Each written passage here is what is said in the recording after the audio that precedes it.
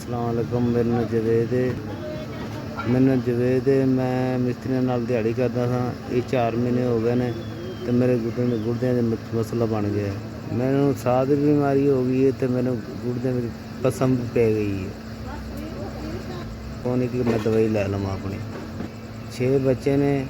School च मेरी बुड्ढी कम करदी है आया दा वाले ने, ते मैं घर ही बैठा हाँ। ते बैठे हैं अल्लाह दी आस ते। 6 बच्चे ने ते 8000 रुपये तनख्वाह है बीवी दी। जांदा हुंदा सां 700-800 रुपये दिहाड़ी ला के आंदा सां।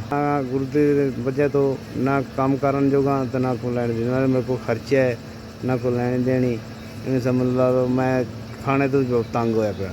ये मजबूरी बनी है। अल्लाह ताला किसी नूं ये मजबूरी ना पाए।